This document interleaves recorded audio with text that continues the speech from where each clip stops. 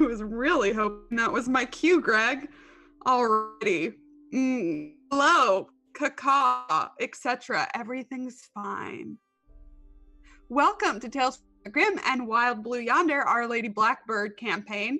I'm Lauren, your benevolent and magnanimous, merciful navigator for this evening's adventure. I'm sure all these rapscallions would agree with that assessment. Right. So let's meet them, starting with somebody who is definitely also benevolent and magnanimous. Greg, who are you? Who do you play? How do you feel? Hey, it's me. Hi, I'm Greg, Grimjack21502 on the Twitter, part of the Tales from the Grim team here on the Twitch. I'll be playing Cyrus Vance tonight. I'm the captain of the Owl. Everything's fine aboard ship. Didn't just have our number one passenger and source of income have their heart stop. That didn't happen. We're gonna retcon that in moments. So until we go back and make sure that didn't happen, I will be sitting back here calm. Back to you.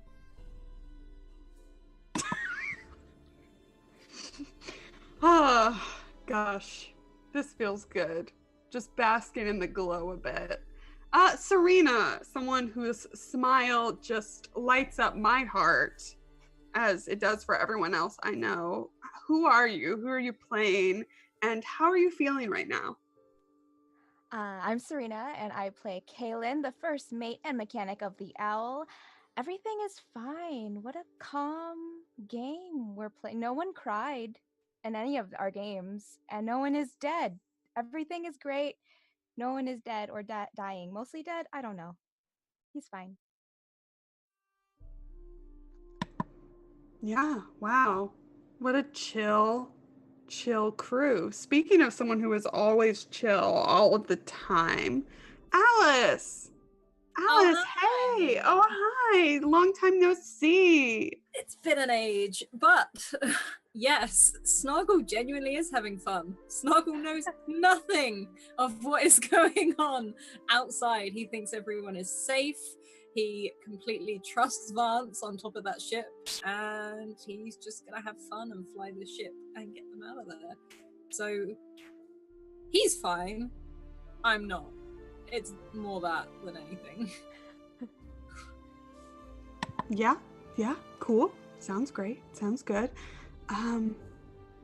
Now I would normally go to Tommy and ask who he was playing, but that seems irrelevant.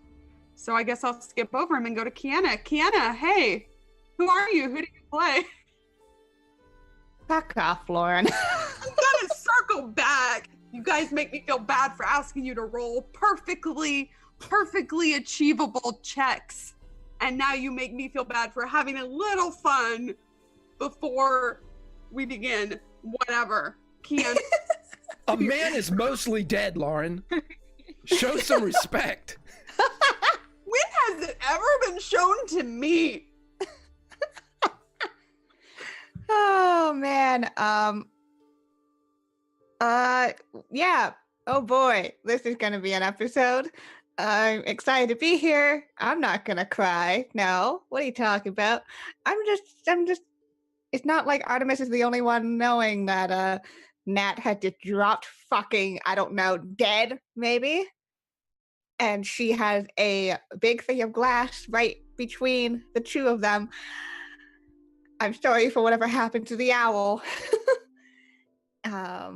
No, yeah, because I play Artemis, who is the loyal valet to the Blackbird household, who considers Nat her closest friend. You know, everything's fine. All right, now that everybody has calmed down, I guess I'll go over to Tommy. Tommy, who are you? Who do you play? How are you feeling right now, and is it dead?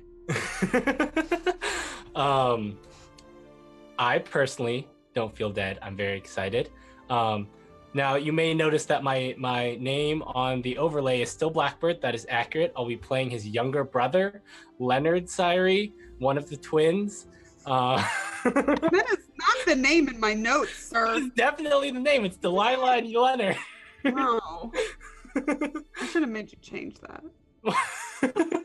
Go on. So yeah, Nat.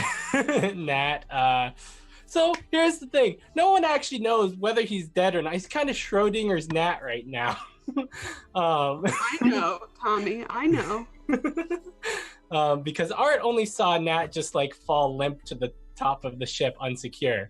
That's it. You didn't see his heart stop yet. But yeah, I'm Tommy. I used to play Natalia Syri, Lord Blackbird, our romantic lover boy, I guess. Yeah, who may or may not be dead. We don't know. Lauren won't tell me. Great. So now, with everyone calm and cool and collected, I'm gonna head into my spiel. This is Lady Blackbird, a game by John Harper, not a part of the Apocalypse game. It's okay to make mistakes. Everyone, you should know that. It's a game by John Harper. Instead of stats, you've got traits and tags, and the number of applicable tags for the given task determines the number of dice you roll when trying to meet a difficulty level that I set. The more dice, the better your chance of success.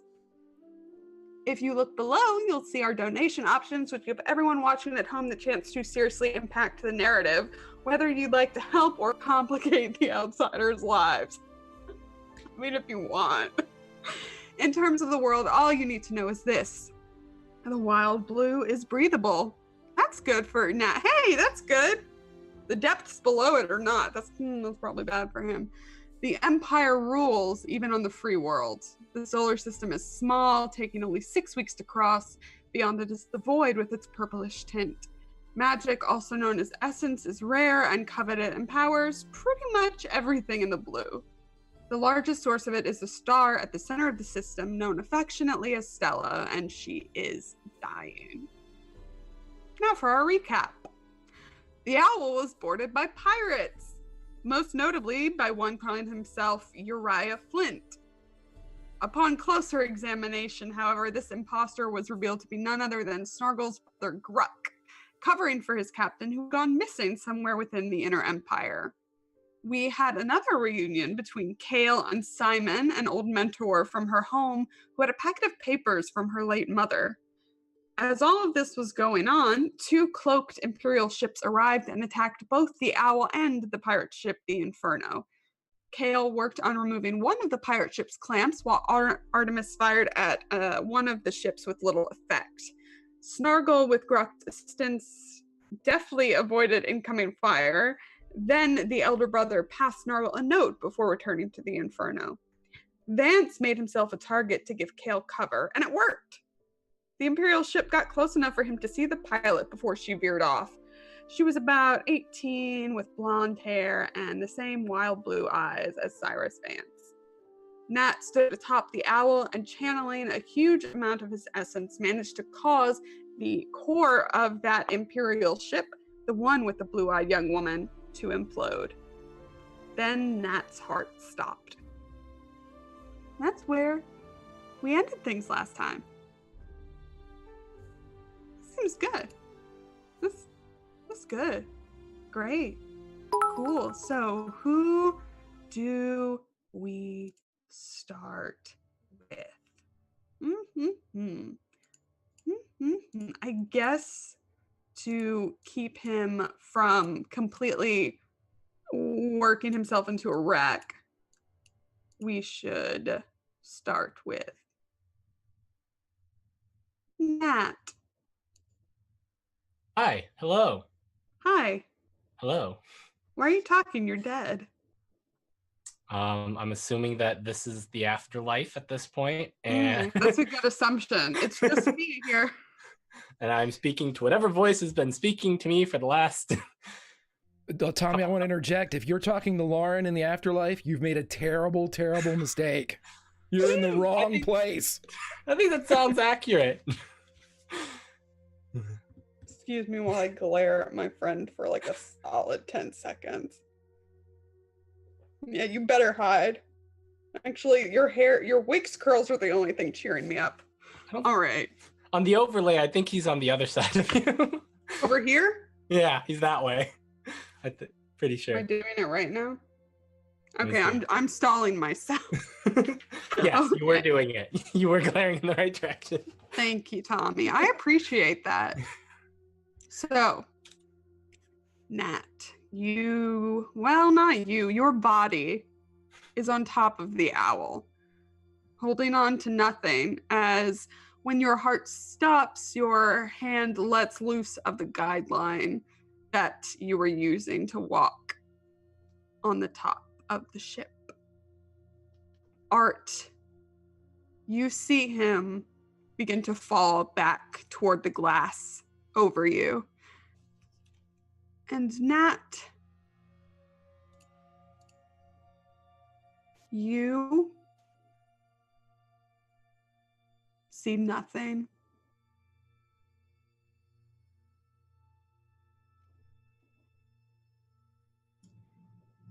Mm-hmm. Does Vance see this? Not right now. There was a very bright flash from the ship that imploded just a second ago. So we'll say for our purposes right now that everyone is unable to see Nat.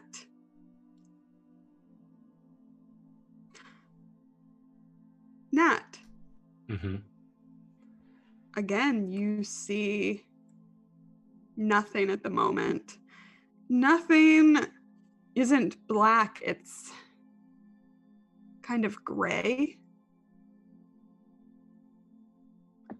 You don't really have a sense of your body as you normally would,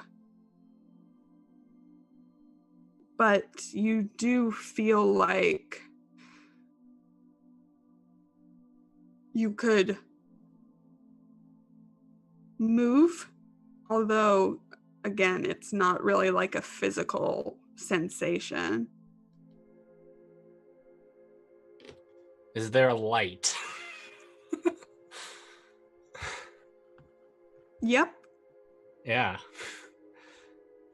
I imagine that Nat is currently going towards that light. Great. You begin to move, and it's more like your thought propels you forward more than like you're walking or even running. It's like you're gliding. Mm-hmm. And the light that you're headed toward is a little brighter than the rest of the grayness around you. Mm-hmm. And finally, you come to something that changes in the landscape.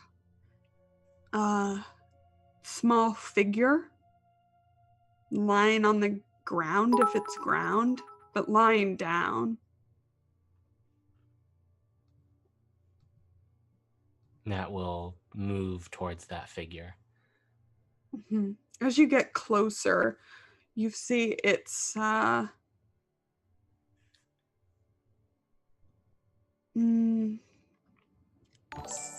long hair, silvery. The eyes are open, but they are squinting, almost like they're very heavy. The figure is small and looks almost emaciated. It's so thin and it's resting, you think? I mean, again, it's not really like a ground. You can hear the faintest of breaths. Nat will sort of move over towards it and are you okay? The eyes shift over to yours, and they're that liquid silver that you saw somewhere, you think.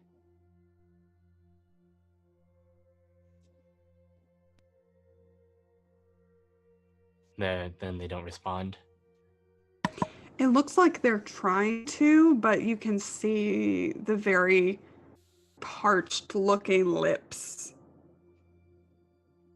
I don't seem to have any water on me. Is there something I can do to help?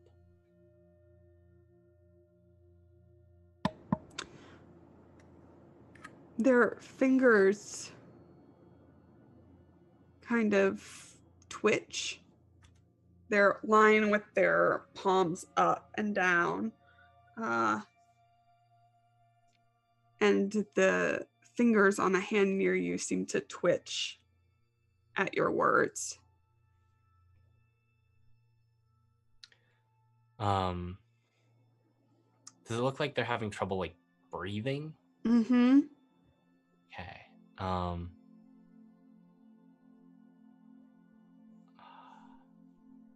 Can Nat, like, channel some, like, wind magic into them? Just a very light use of magic. Like, because it is sort of his, a bit of his life essence, so he's hoping that he can sort of channel a bit of that into this. A much more controlled use of magic than he's shown so far. Sure. Go ahead and roll for this. Again, we don't set a difficulty level. It's more to see what effect that this will have. Okay, so 1, Master Sorcerer, Spellcaster, Channeling Wind, Yep. 5. Mm-hmm. Would you like to use any from your pool, or are you good? I mean, I've got 2 left. I think I'm probably good with 5. Great. I'm not trying to do something big. I'm just trying to, or as far as Nat knows, he's not trying to do anything big. He's just channeling a little bit more controlled manner than he normally does. 4 successes. Great. Give me 1 second. All right, so describe to me how you're channeling this into this figure. I think he performs CPR. I think that's it. Like, I think he performs CPR, and, like, you know, does the, you know, when you perform CPR on someone, you know, you blow a little bit of breath into them. So I think that's what he's kind of doing. Is like he's giving this figure a bit of his breath. All right. Her mouth is open. You're able to, like, kneel closer to her and let some of your air travel into her. You see an immediate response. Color comes back, if it was ever there before, into her cheeks. This flushed pink. Her eyes, if it's possible, they get brighter. She shoots up to a sitting position. Again, you can't really tell if there's a ground that you're walking on, but she is now sitting, at least. And she looks up at you and grabs onto you. Again, if you're physically there, you're not sure, but you can feel her.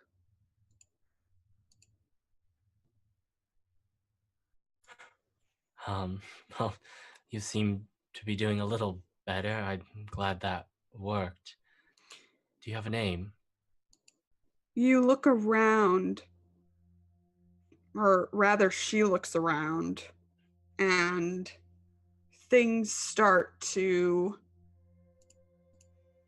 come into focus. It's like the fog on a windshield is being wiped away, and you can see figures.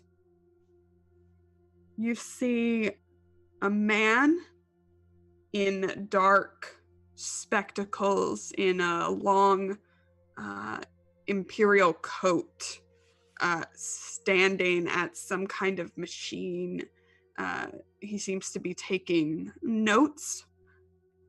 Something about him, his expression is very cold. Like, you feel cold here where you are, but something about this man sends a chill down your spine as he's just kind of gazing coldly at where the girl sits. And he writes something down. Her breathing is back to kind of that harsh one as she still, you can feel her hands on you somehow. Is this person bad? She nods. And then she stops, like she shakes her head and looks at you for the first time.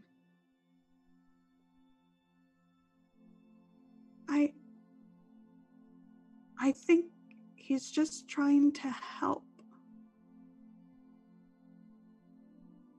But not help me. Does this voice sound familiar? Mm-hmm. It's the voice you've heard several times now in your room when you were composing in the air vent of the owl.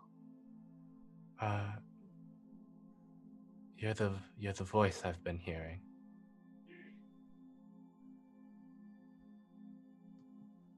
Do you need help?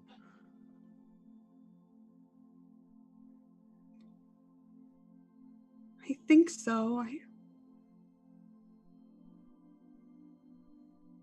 don't know how much longer I can help.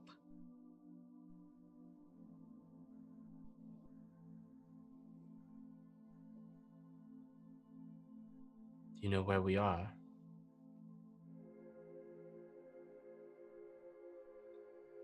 I'm where I've always been. At least, I think.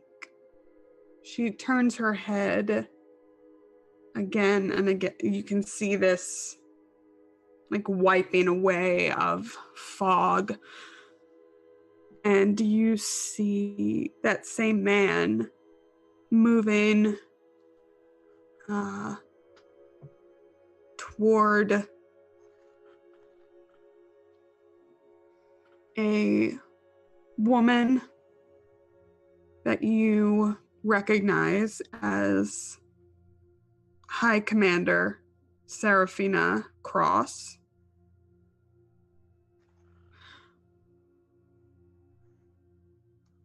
They seem to be talking. Serafina looks frustrated. She moves aside as the man continues his path, the fog wiping away as he goes. You see your sister, Beatrix. She's simply sat, and the man does not look at her as he walks by, but she flinches when he gets close. And he keeps walking. As he continues moving, the figure looks at you. I don't know if you should try to help me. Why?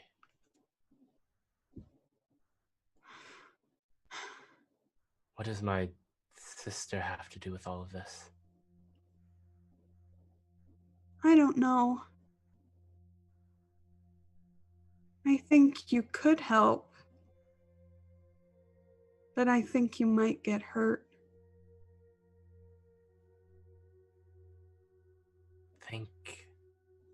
I'm not sure, but it might be too late for that.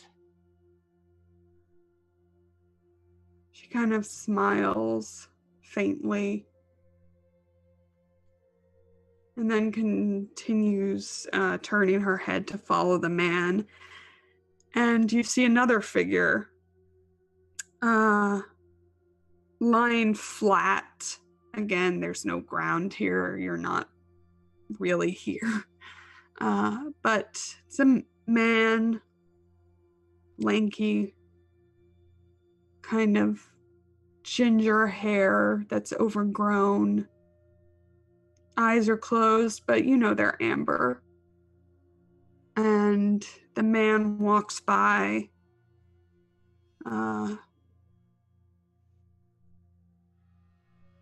And seems to say something to him, seems to be not writing something down, but perhaps operating something. And you see Uriah Flint burst into flames briefly.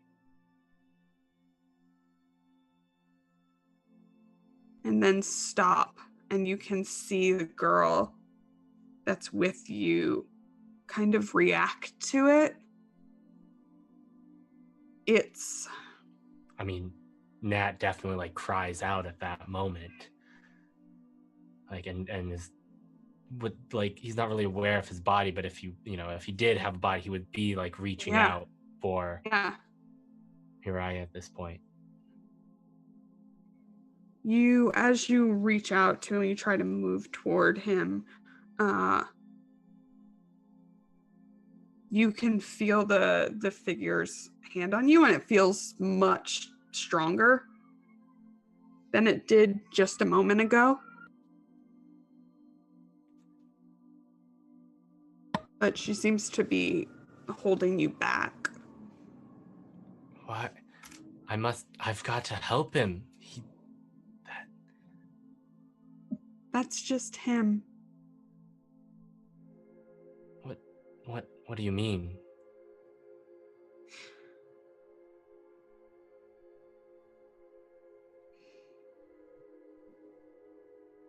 I guess they thought he might be enough.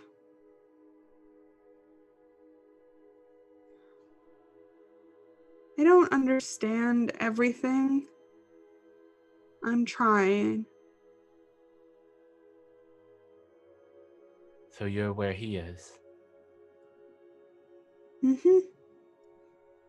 Somewhere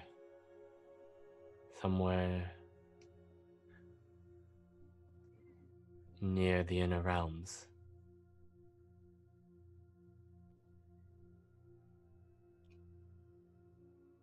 Nat, you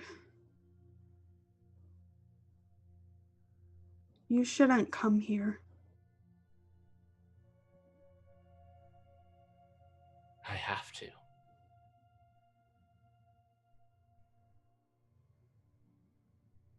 You're like a character from a story.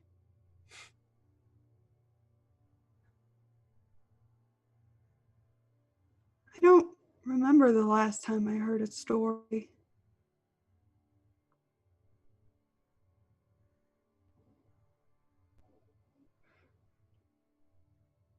I've read lots of stories. Would you like to hear one?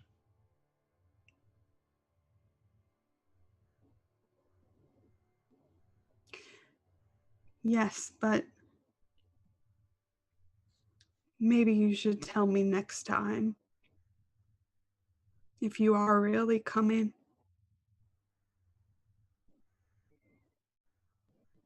I am.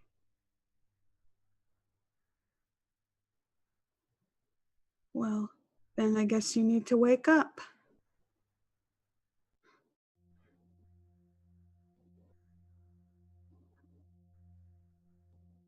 I think this is gonna hurt me a lot more than it's gonna hurt you.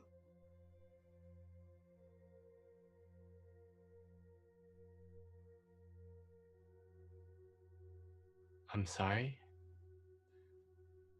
It's all right. I don't remember the last time I wasn't hurting.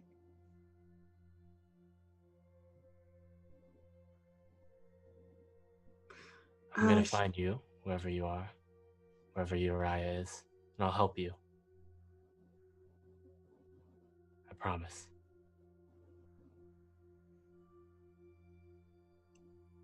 I hope for your sake you don't.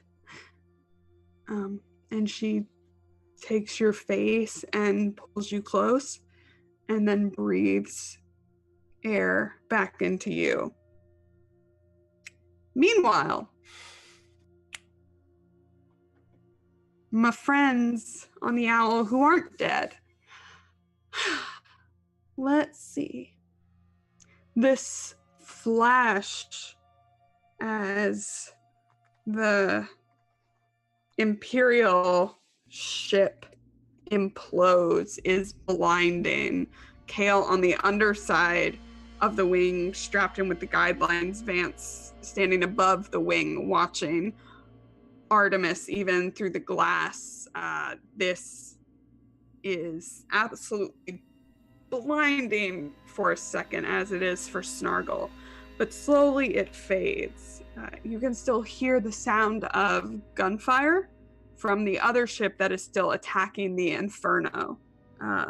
Kale, the first thing that happens is that the other clamp on the other wing of the owl releases. The one that was from the Inferno, it releases. And all of you, as that light fades, see, I think all of you but Snargle would see this. Vance, I think even Kale could probably see this, depending what she's doing, if she's coming up or not. Nat is limp. He has fallen on top of the glass, on top of the turret, and he seems to be sliding down it. Even with the smooth flying of Snargle, the ship is still moving a bit, and Nat seems to be slipping.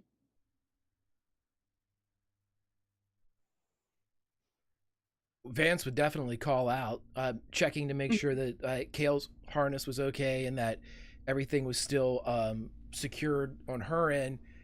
Kid! As he's trying to get some type of reaction from Nat. Nothing comes. Kale is trying to, because essentially we're attached by a string, right? So essentially, if Vance wanted to, he could like swing me. Is that a thing? Sure. Happen with gravity? Okay. Yeah, totally.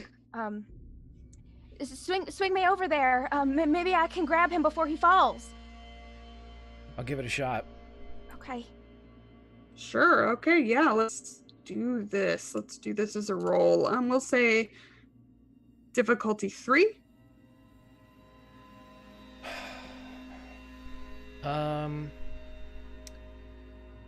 Not using my guns. Everything gets more difficult. Yeah. Can I help? Like, is there a way I can help? Sure. I'd say you're giving him a die because you're probably assisting this with your momentum. Yeah. He gets an extra die for this. Okay. I have an advantage 2 and 3 auto successes, right? And you should use your advantage. I think we said those would happen on the next rolls. Okay. I'll take that, and then I'm gonna try to do the only thing I can think of here is Survivor and Tough, I think, are the only two that would work in this situation. Just I don't have anything else that I can pull from that seems appropriate. Ex-Imperial Soldier does nothing for me here. Smuggler really doesn't do anything for me here. Survivor sounds good. All right, so that's 3. Plus the one Kale gave you. So Okay, 4. So I have 4 and I need 3. All right. What did I get? 2? A 2. Oh. And you said I have to re-roll, right? Do I take the better of the 2 then, or? Yeah. You have to use your advantage. So yeah, you take the better. Hey, look at that. Yay. Amazing. Yeah, so describe this to me, you two.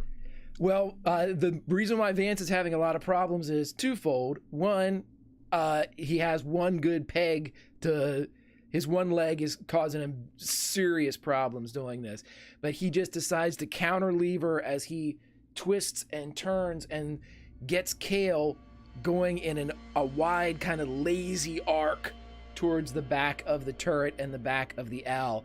But to do so, he basically kind of rolls on his own back on the wing just to get enough torque to get her in that direction. All right, Kale is being swung up as you lie back on the wing, Vance. Looking up, you can kind of see the remnants from that ship. Not a lot, like very, very probably sturdy pieces, or pieces that were flung instead of destroyed, flying overhead. As you can still see that other ship weaving and bobbing around the inferno. Kale, you land on your feet up on the turret. But before we see what you do, I want to know what Art has been doing in this minute that has passed as the light clears and your vision comes back into focus. Probably as the other two look towards Nat sliding down the glass, behind that glass, you can see Art just screaming as she's, I think she's pounding the glass. She's not thinking straight. She wants to punch through. Go for it. Okay, so I have advantage. So one just because... This is like it's reinforced, so we'll just say it's a 3. Okay.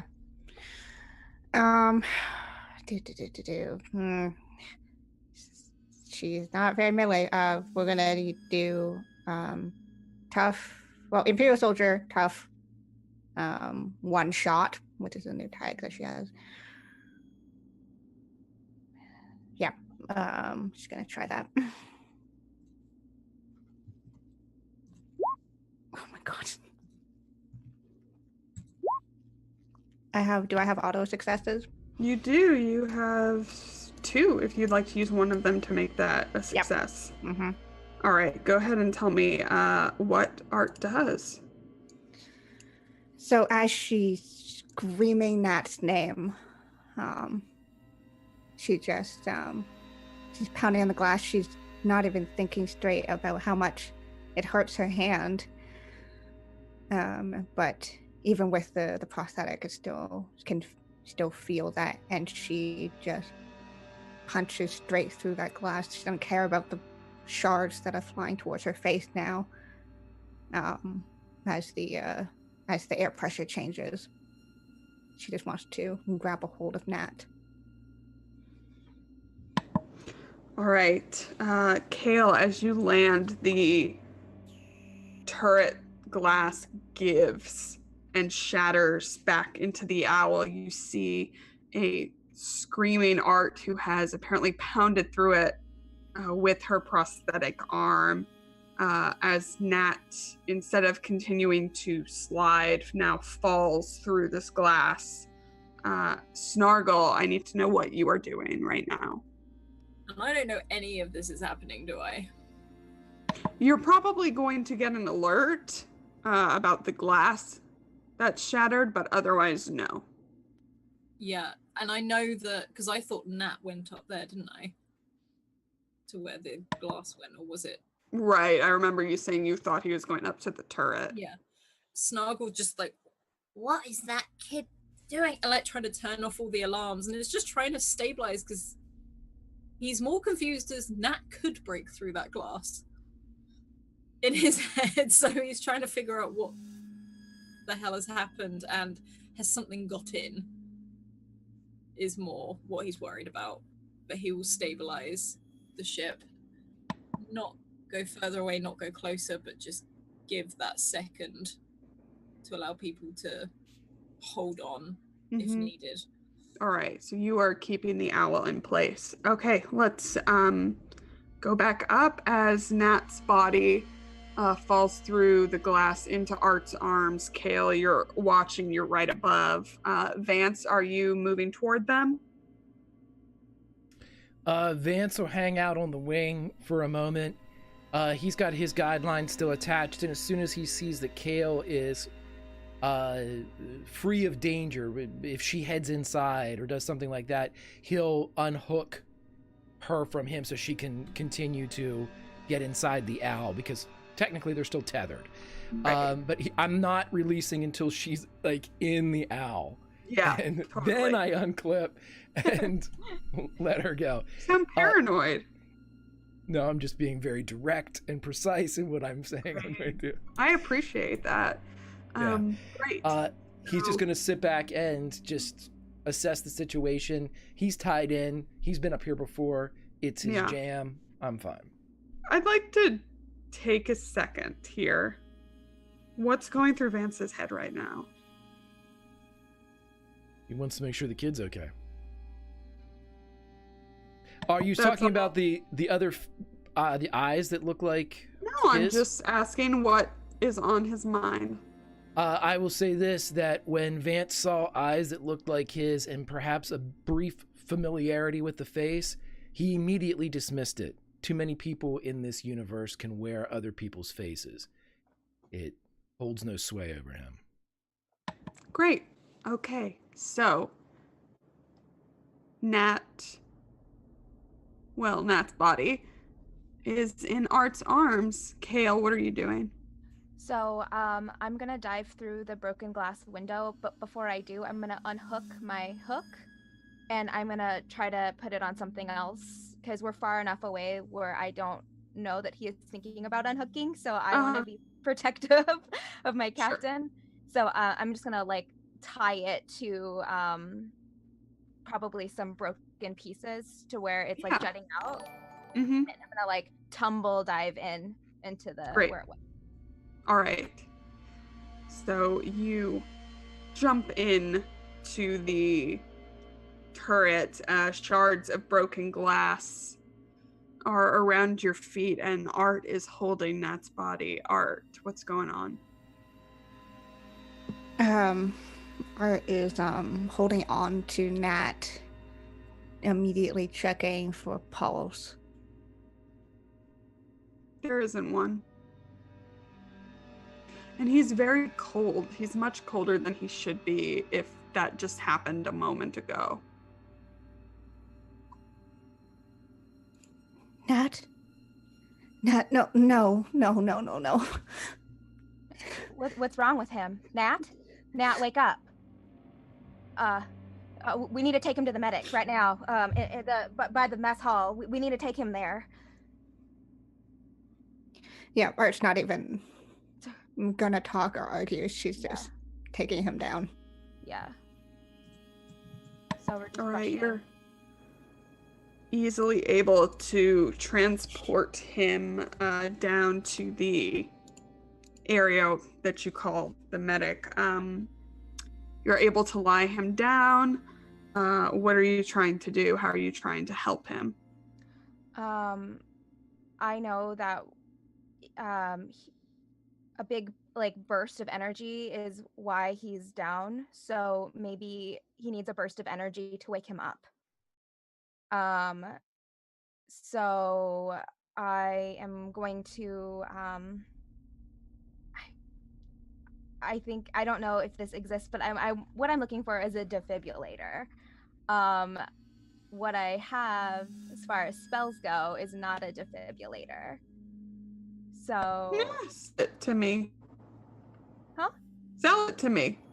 Okay. So I would like to imbue something with a light spell, and if it's like an energetic light, I want to try to jumpstart his heart with my spell. Let's do it. Okay. All right, so you get one just because. I assume you're using petty magic. Yes. And then light. And light. And then I have XP that I have not used. You do. I do, so I'm gonna unlock the tag spellcaster. Cool. And then use. I'm looking at my. I'm gonna use. What is the difficulty? So for magic, I just tell you what the effect is. It's not so much about difficulty. I'm The just gonna- higher you roll is better. Okay. And you do have an advantage to use on this roll, Serene. Okay. Yeah, so you can roll twice and take the higher. I'm gonna use 3 of my pool. Gotcha. So how many is that? 7 total, I think. Yeah, that's right. Okay, here we go, rolling again. Okay. You do have an auto success if you wanted to add that. I would like to add that. Okay, so 4 total. Good. Good. And I need you to roll me a d6 while I try to get to my notes. Oh. Dang it. Just tell me what it is. Sorry, I'm just gonna roll like 6, like I'm doing dice. It's a 2. Yep. Okay. So let's see what happens. A 2? Mm-hmm. All right. Gotcha. Describe your spell casting for us. Okay, so Kale puts her hand on her own heart and then very like abruptly, like almost like smacks down on Nat's heart. So she like it's like one fluid, quick, abrupt motion, and a flood of light emerges from her her chest through her arm and down into Nat.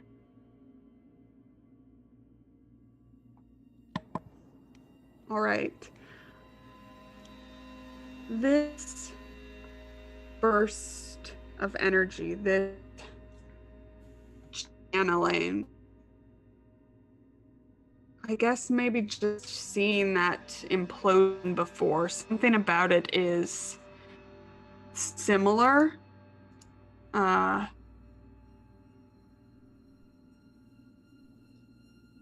it almost has a sound to it. The humming of, like the humming of the ship does.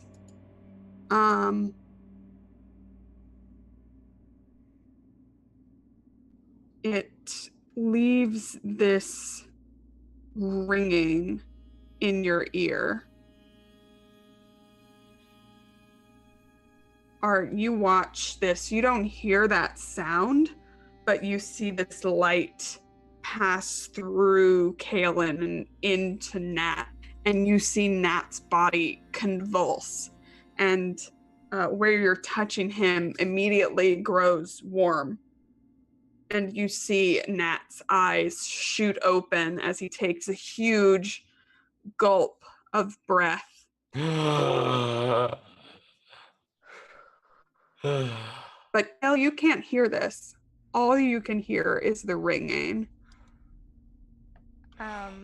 Kale kind of crumples down to the floor and is just kind of like holding her head.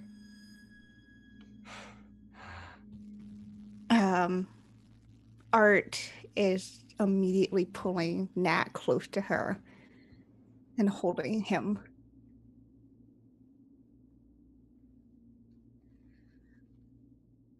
He's getting warmer by the second.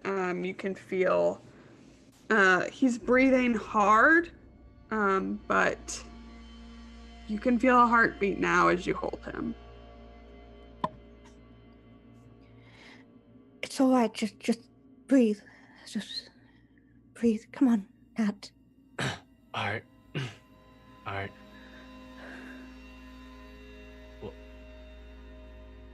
What did I do?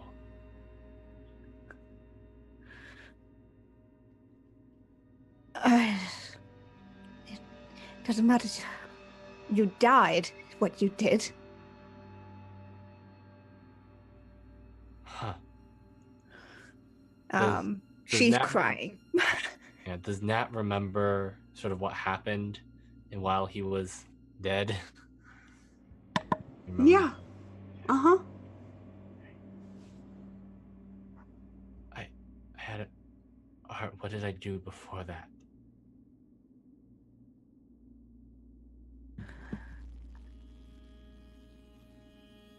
You...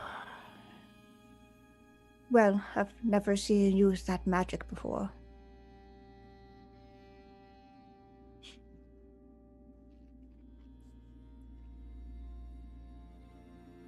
I don't know what I did. What happened?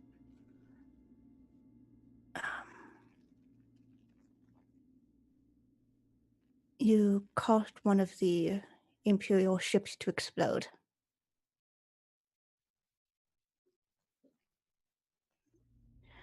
I think it put a lot of strain on yourself, and you were... I'm sorry, I shouldn't have let you go up there by yourself.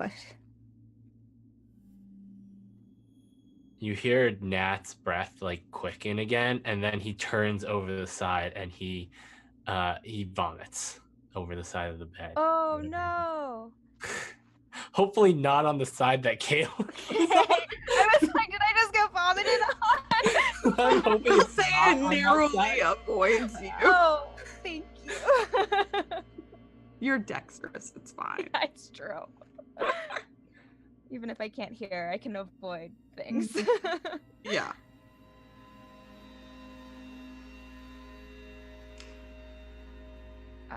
Kale actually, she gets up and she's holding the side of her head and she's looking at, oh my gosh, Nat's face and seeing him blink, looking at Art, and then going into the closet where the medical supplies are and getting like a cold compress and also something to clean him up. Yeah. All right. So we're taking care of Nat here. Snargle, you see that Imperial ship is leaving the Inferno. The Inferno's taken some hits, but this smaller Imperial craft seems like it's taken none. It's very fast, and it is peeling off from its interaction with the Inferno and is heading toward the Owl. What do you do? Can I tell if everyone's on board? Has anyone sort of notified me, or I can't tell if everyone's on board, can I?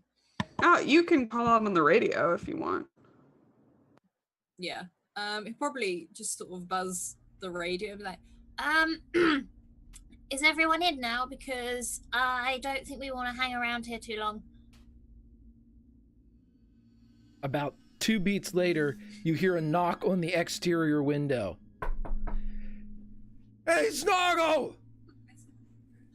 You can't keep doing this! Like, just sort of... I can't hear you! We gotta go! Hold on! Like, he's just sort of like gesturing to hold on to something. And he's sort of like, oh, every single time. And he starts like moving.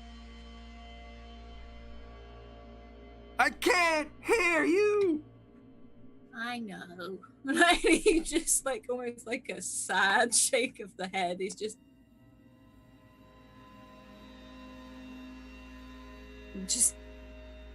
don't worry. And he just accelerates out of the way of this ship. So I'm sorry. So Vance is still outside, and you were going to dodge the incoming ship. If anything, he's going to turn on the side so that if the incoming ship, it doesn't collide. If it collides with the Owl, it's not going to collide with Vance. Sure. I just wanted to make sure that I heard correctly. Great. Good. And then what Vance is going to do is when Snargle banks, he's going to use the change in plane to stand up on that one side and run back towards the hatch. this isn't his first rodeo, and he knows what his pilot's gonna do.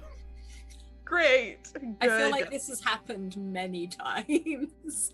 All right, so you're both gonna roll for me. We'll take into account that you've done it before. You are being fired upon. So let's see. Snargle. We'll make this. I'm just gonna call these both 4s, and don't complain about it. That's all I have to say. I've got one just cause. Uh-huh. Pilot, Yeah. daring, steady, maneuvering, evasion, tricky flying. Sure. Not. Would navigation count? Probably not. No, I don't think so. No. And And you the have. owl. Oh, and the owl? Yeah, Did you unlock that? I unlocked the owl. Nice. Great. Yes, totally. Okay, so that's 8. You rolled advantage because we had a dono come in. Okay. So you rolled advantage.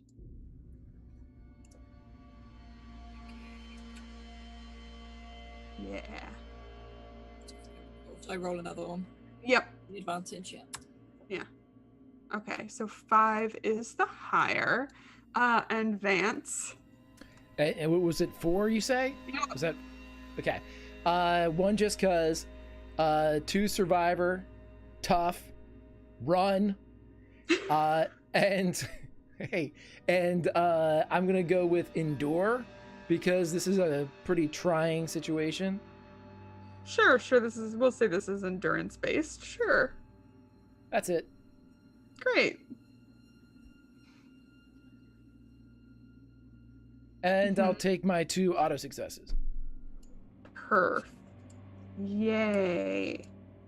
Huzzah. Okay, please describe to me this epically choreographed, completely in sync move that you've done many times before. I think Snargle's using a lot of hand gestures. Just You're gonna flip it? I'm gonna run like we did that one time. And as soon as it banks, almost like he's running on a barrel in like an old-timey like lumberjack contest, as it's banking, he's running up the side of the owl until he gets to the side as it levels off, and then runs back towards the hatch. I sort of like I look down at like if I've got a clock or something. I'm like, it's getting faster. Nice. All right. So you are indeed able to avoid this volley of shots, and Vance is back inside the owl. Can I return fire when I jump in?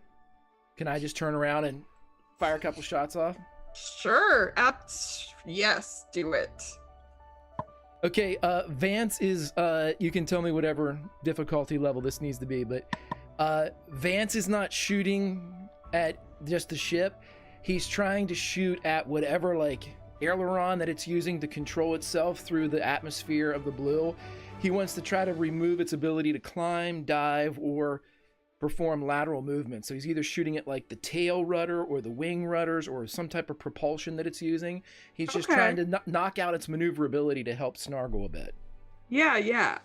Let's make it a 4 just because it's a very specific target on a highly versatile ship. Sure. So I am going to, let's see, 1 just cause, warrior, battle hardened, shooting, 2 gun style, pistol. That's 6. Hell yeah, let's do 6.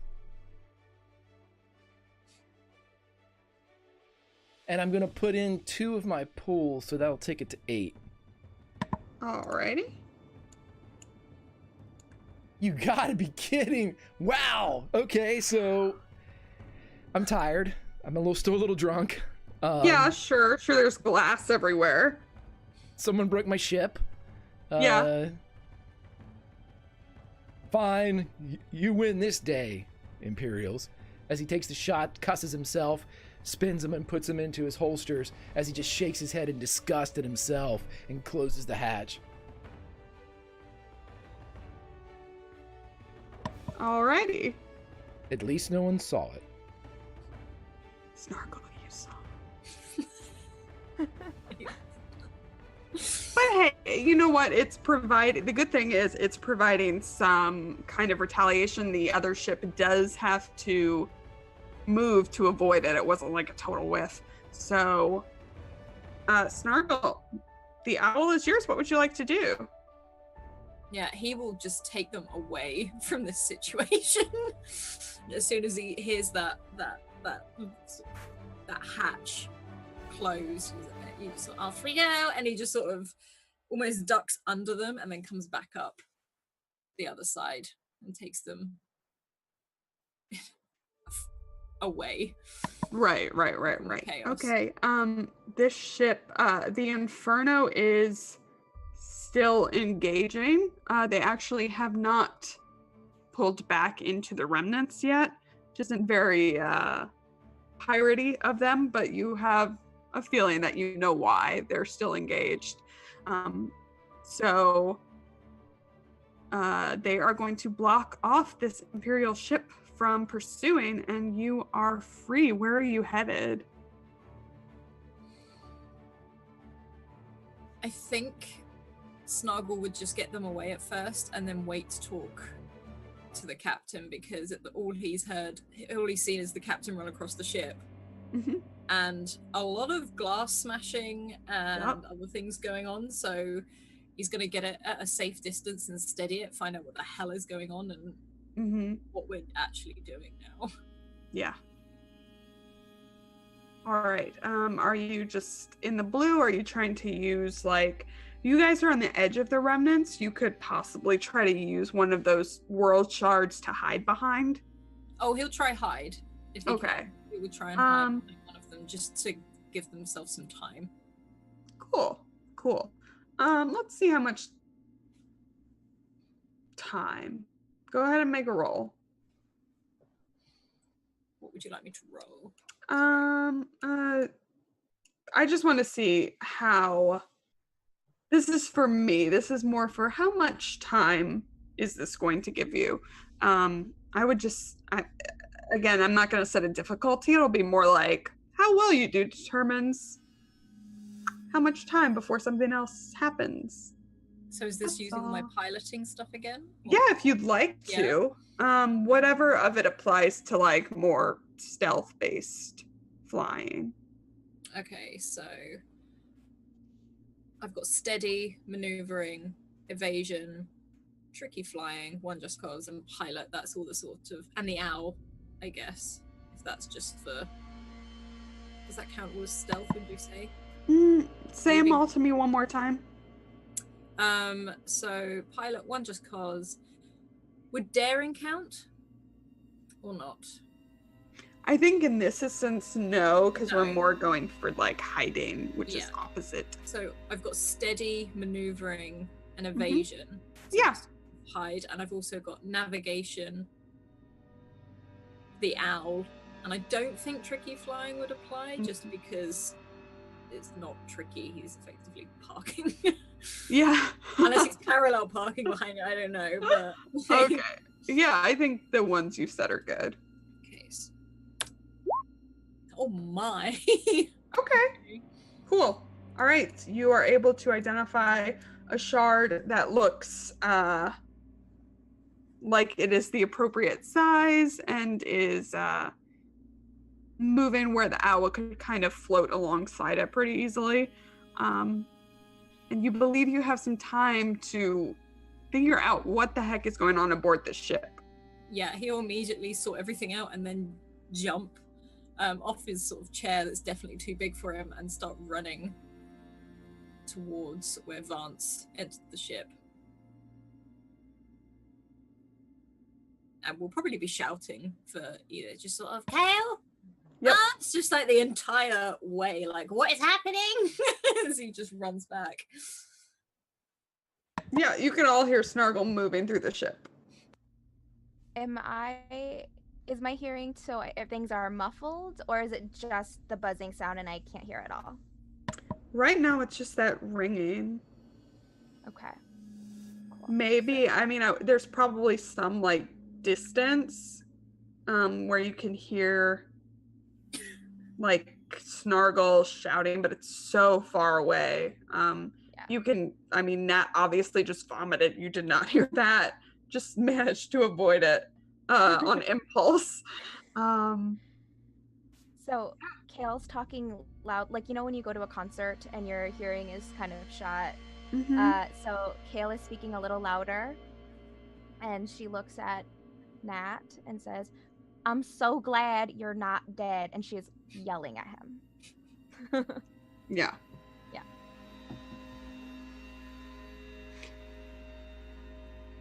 Snargle, as Vance gets back in, here's Snargle yelling. Here's Kale yelling. Oh. Yeah, you're muted. Sorry, I was muted for you guys. As soon as Vance would come out, if he hears Snargle yelling and then he hears Kale yelling, he's just going to start, "Why are we all yelling?" as he moves towards the sound of his screaming crew. Yeah.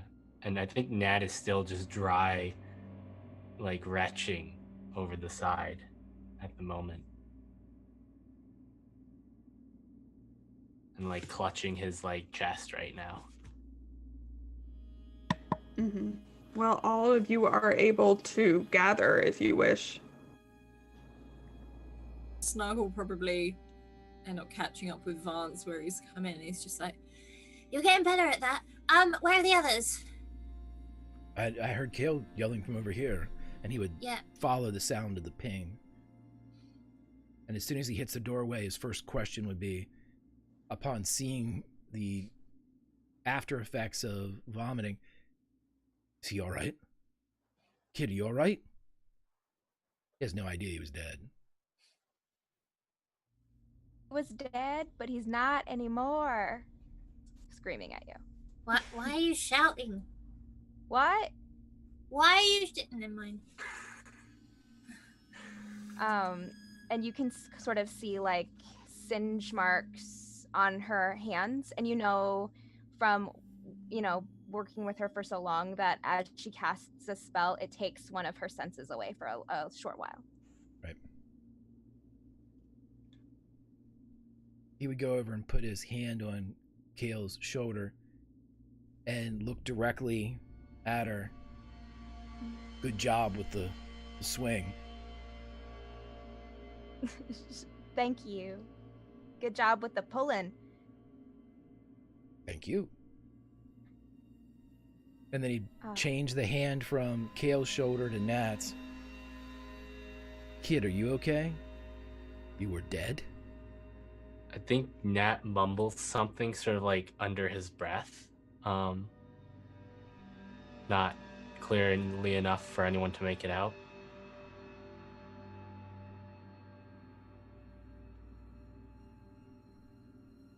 Vance would lean closer. "What? Are you okay?"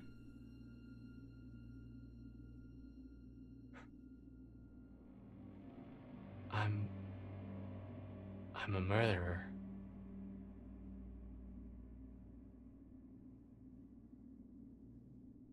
Undetermined? I just killed all those people. You killed a ship. That ship's dead.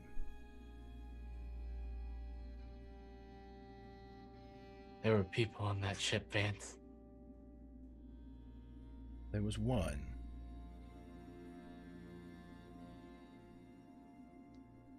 Nat had seen the ship at Nightport earlier, right? And he had seen people get on it and leave.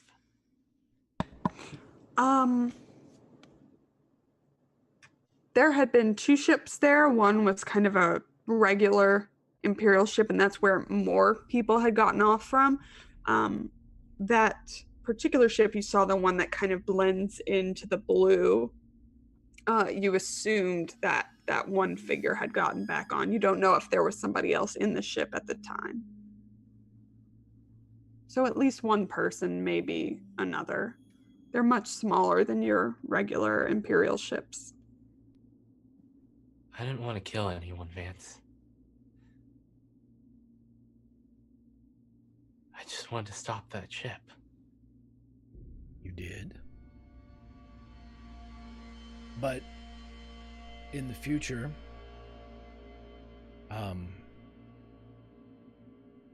kid, you got something. You got power.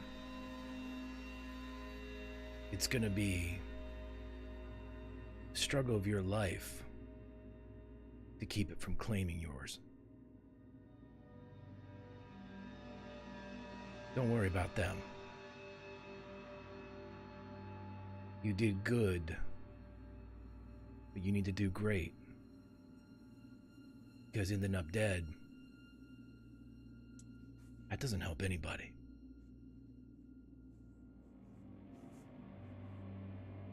I don't want to do great if that means hurting other people.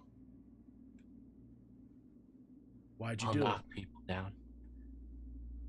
I just wanted the ship to stop. I didn't know what I was doing. Why did you want it to stop?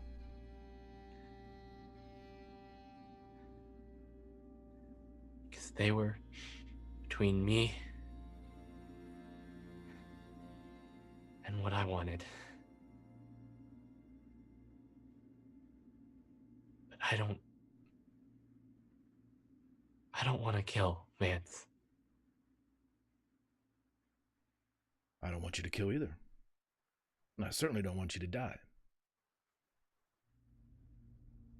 If there's a choice between you killing and not dying, or you not killing and then dying, I'll take the first. This whole killing and then dying is completely unacceptable.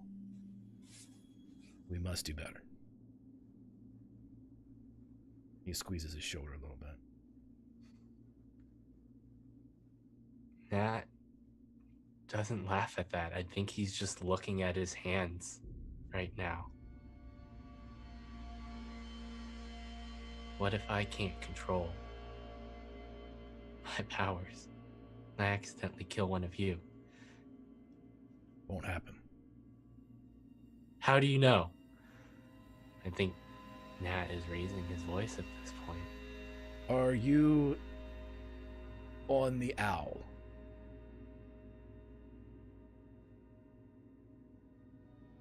Yes. I'll answer for you, you are, yeah. That makes you a member of my crew. Yes?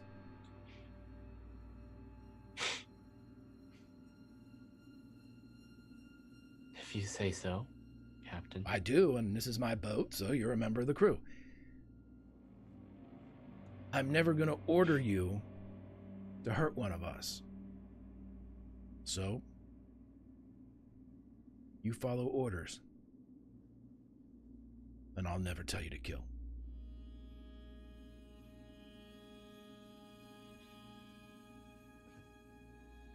Promise? On my daughter.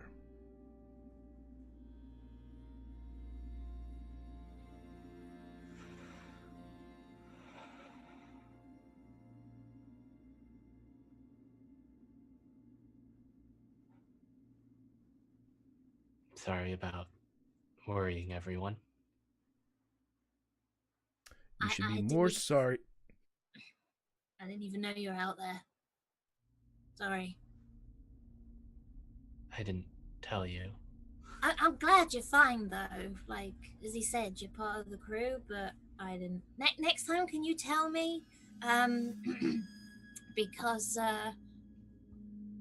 you know, kind of the pilot and everything. I'll try to remember to tell you next time. What's going on with Art right now as all of this has transpired? Art's been real quiet. I think the crying has stopped, but the tears are still pretty obvious on her face. And she's holding on to Nat's hand, squeezing it. And as Vance is talking to him, she's realizing how helpless she's feeling. She wasn't able to prevent Nat from being in danger, despite all her work. She wasn't able to bring him comfort. And so she's just quiet and planning out her next words.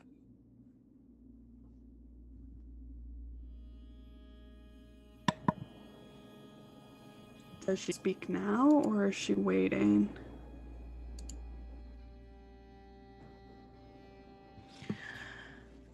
I think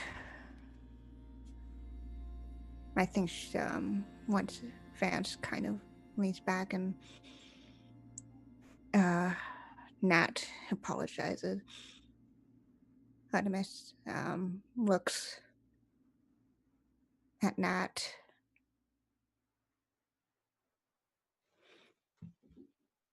No, sorry. I'm sorry. And that goes for all of you. And she gives a very specific look to Kaylin. And at this point, Kaylin, your hearing does return. The ringing stops.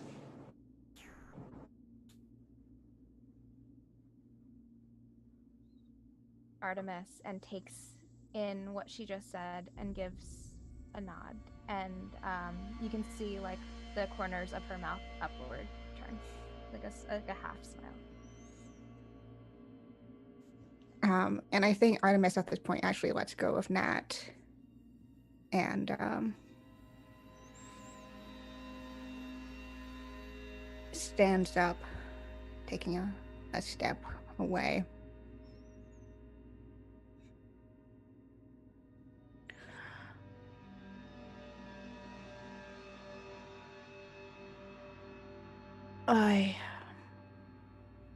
I'm sorry I couldn't protect you, Nat, and despite everything that I've tried, it's clear to me that this crew is a safer spot for you than what I had been planning.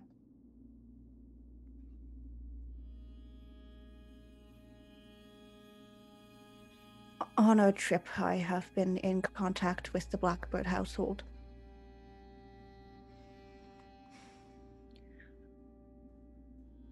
I was asked to give them updates as to our location to guarantee that Nat was safe.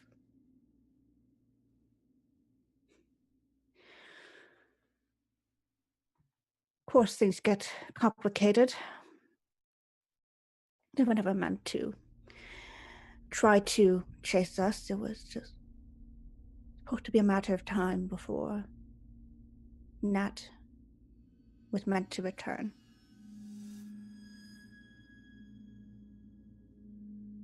Now there are forces far out of our control. Mine, really. Which endanger not just Nat, but all of you. I intend to fix it.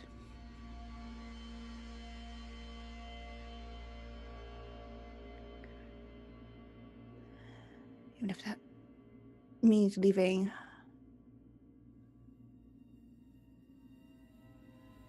actually, I think I do have to leave in order to fix this. It takes courage, to be honest. Does it? Nat You sort do of kind. looks at Art and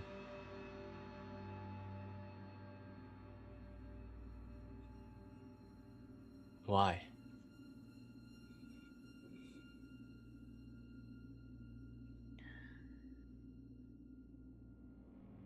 Because I owe everything to your family, and I was trying to do everything to keep you safe. But clearly I've been mistaken. And I can't even keep you safe myself.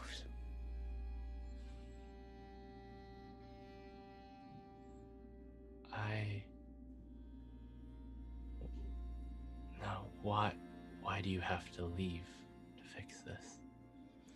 Because I'm not going to put you or any of you in danger because of my poor misjudgment. Not to burst your bubble or anything. We're in danger most of the time anyway. Like constantly in Like, danger. I mean, not to like take it away from you or anything, but this is just a different kind of danger. It's very different. It's not void walkers or that. It's the entire empire itself. And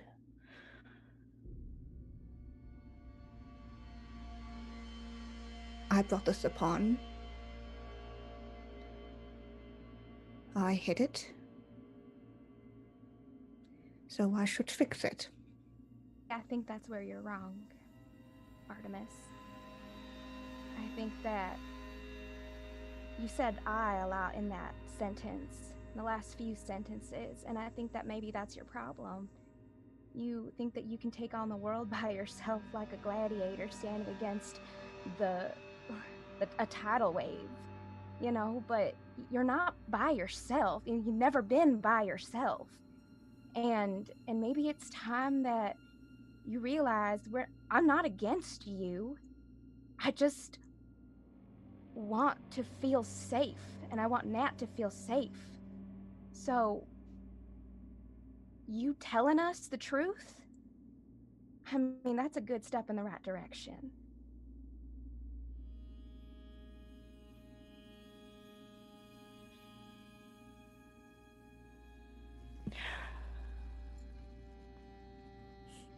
I think she gives a little wry laugh at that. This isn't your fault. Or Art.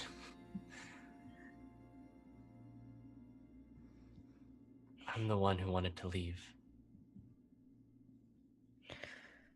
I dragged you along with me.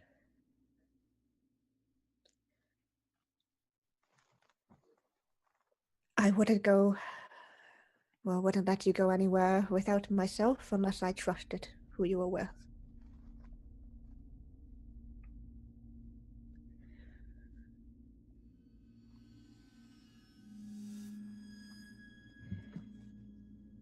All of you have been very kind to me, much more than I have been kind to you.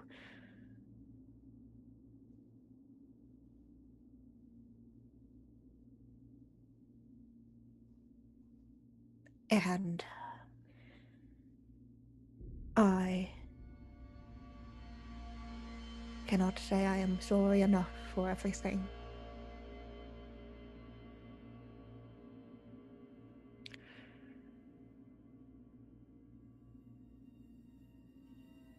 I understand if you can't forgive me for some of these things.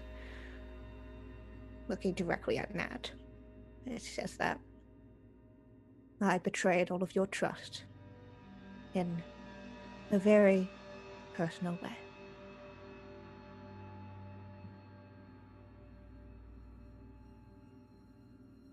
It's your call, kid.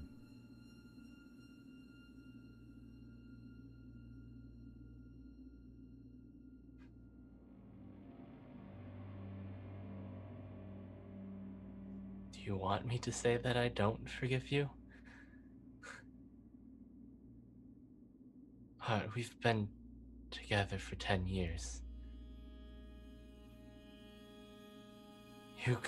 If you had really wanted me home, I would have never made it off that rock.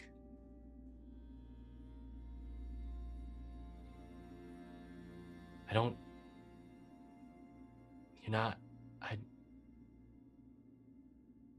trust you because you protect me. I trust you because you're my friend.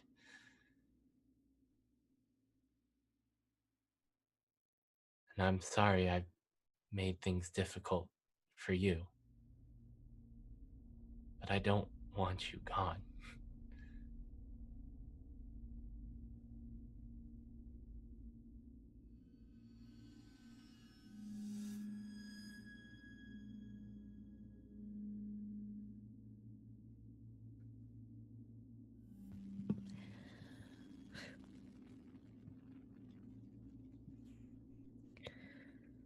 Hey, Art. Will step forward and bring Nat into a hug. Which Nat will very much return.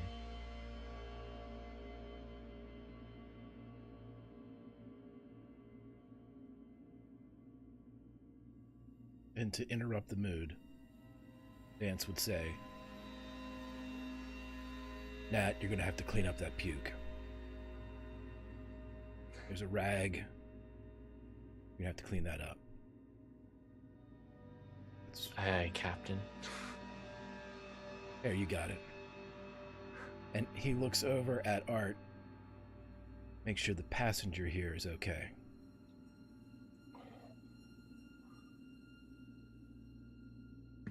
Art will genuinely smile at that. Another thing I should apologize for is that I kind of broke the glass in the turret trying to get to Nat.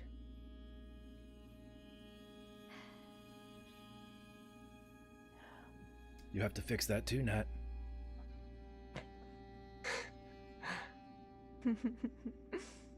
The passenger is always right.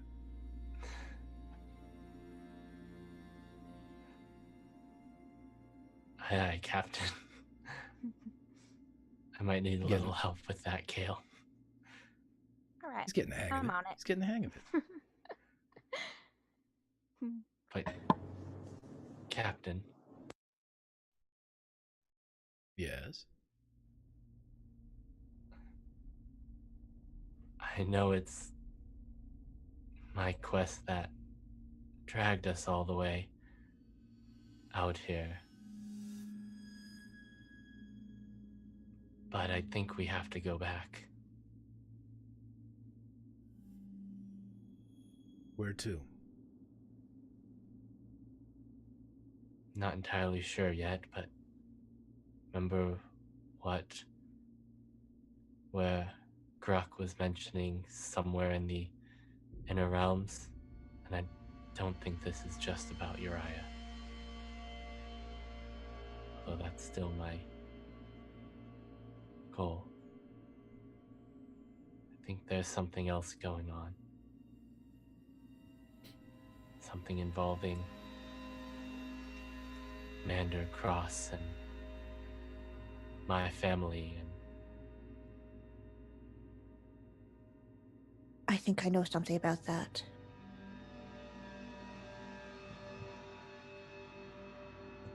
When I last tried to contact my friend back at the Blackbird household, I instead had a conversation with High Commander Cross.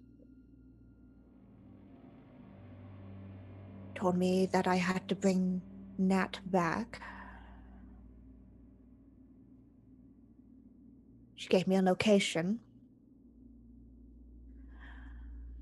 And there were some implications about her involvement with the Blackbird household. That's why I've been try to solve this myself. High Commander Cross is my former commander. She has a lot of leverage on me.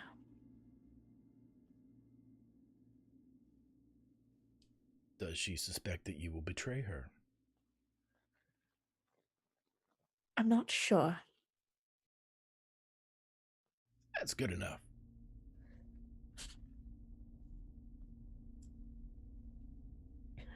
But I have a location where she wanted me to bring Nat. Where was that? There's a military base close to Stella.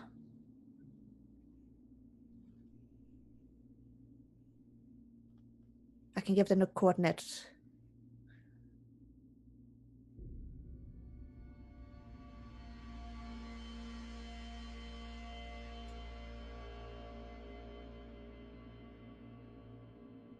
How do you contact her?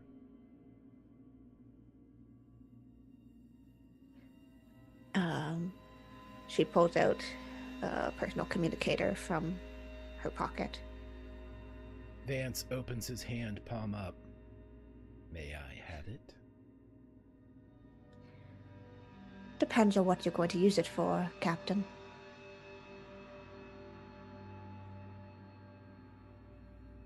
I would like to hold it, but the passenger is always right. Of course, if you trust us, you'll let me hold it.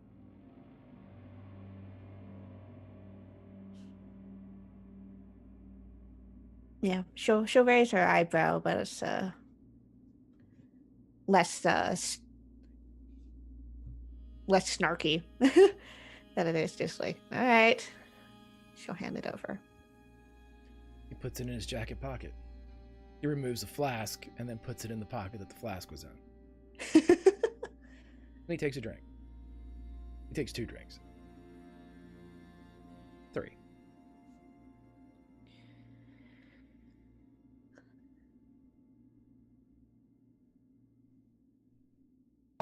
So, I'll hold what's on the to it. plan?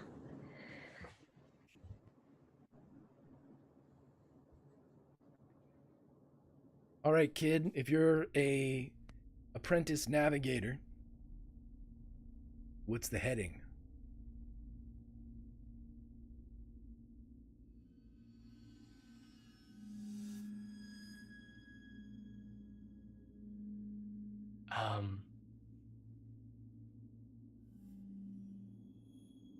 Towards Stella.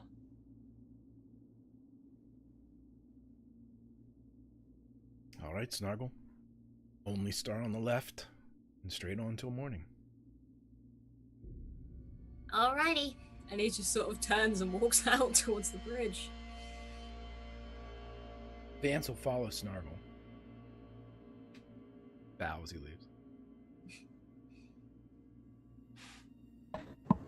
Gail is about to follow, but then turns to look at Artemis and say, do you need anything?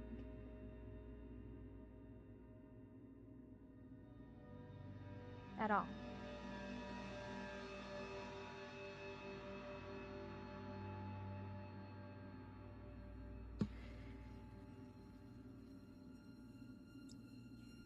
I'm alright right now. Perhaps a drink later. There's cake in the top shelf. And she walks out.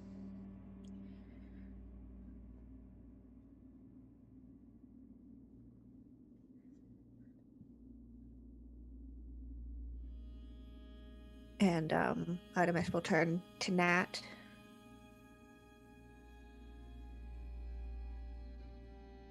Are you sure?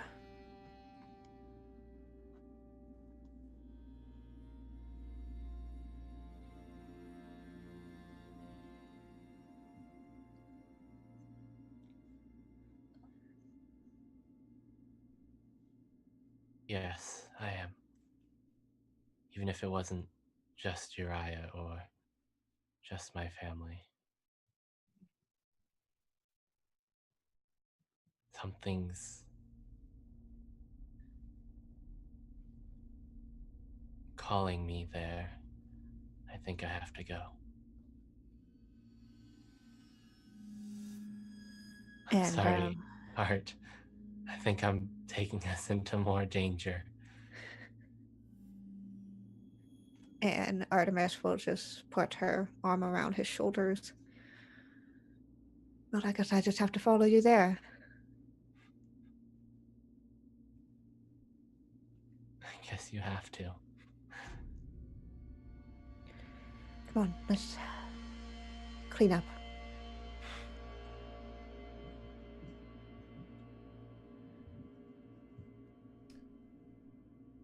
When Vance catches up to Snargle in the bridge, he's just gonna kind of lean backwards, back facing the cockpit, and look at his friend. So your brother?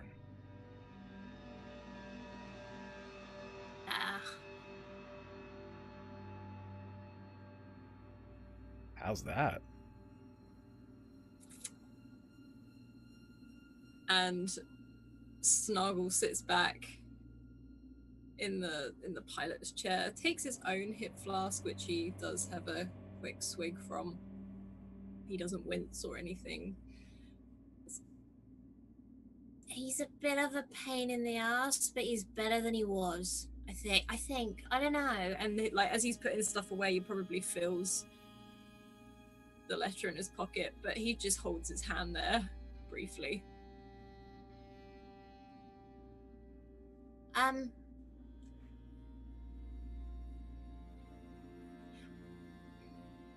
hope you don't think bad of me for tearing up the license. What? No. I mean, I'm just checking, but otherwise I'm not like... If I have a license, I'm not an outlaw anymore. That's true. It's literally all I've got. You are an outlaw. I kind of like it. It fits. It suits you. You wear it well. And he just sort of adjusts his waistcoat and straightens up a little bit. I'm sorry I didn't tell you I had a brother. Though, at the same time, I didn't feel the need. Because I didn't count him as one anymore.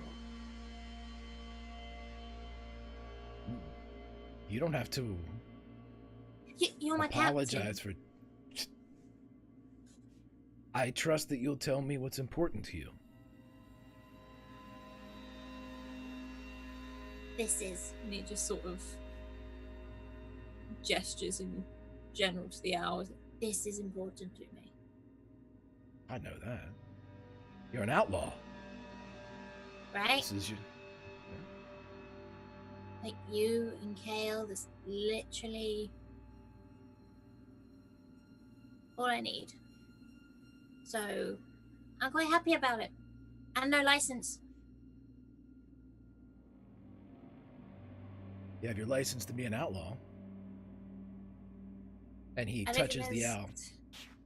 I don't think there's a piece of paper for that. No. You need a ship. But not just any ship. To be a real outlaw, you have to love a ship, and it's got to love you back. You're an outlaw. Damn good one. And Snargle sort of just runs his hand over the controls of the owl and sort of almost like gives it a pat.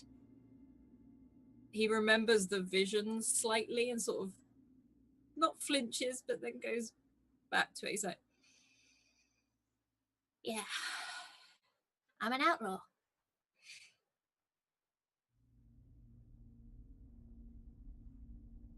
I'm gonna get a badge that says that, maybe not, you know.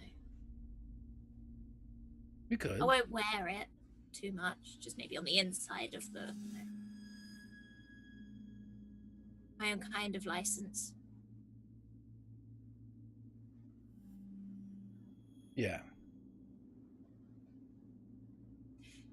Cheers. And he holds up his flask. He'll clink the flask with it as well. Take a long pull out of it. I can't believe she broke the glass. Do you know how hard that's going to be? That kid can't do it. You know that, right? This is going to be a big mess. Ages. I mean, I showed him where we kept the stick, but I don't think he's going to use it. You shouldn't. Well, I mean, he's halfway there with the stick, but I mean, that takes a lot. What's the over/under? Like 3 days? I don't know. When do we tell him how to actually do it? 3 days. Okay. Okay. 3 days. We need to tell Kale that. She can't help him. And so I'm assuming that's where we kind of fade off from the bridge. Sure. The only thing I want to know is, Snargle, is your hand still around that letter? Oh yeah, he just holds it very, very steady in his hand. The journey back to the Inner Empire will take a while. At any point over the course of the few weeks it'll take, do you open it? Oh yeah, but he'll probably wait till either everyone's asleep and he's just at the helm, and he'll probably not sneakily read it, but sort of have a look more. Yeah. He has every intention of sharing it, but he doesn't like people reacting to how he sees things. Yeah. It's very simple, only two sentences rather, and then a series of numbers.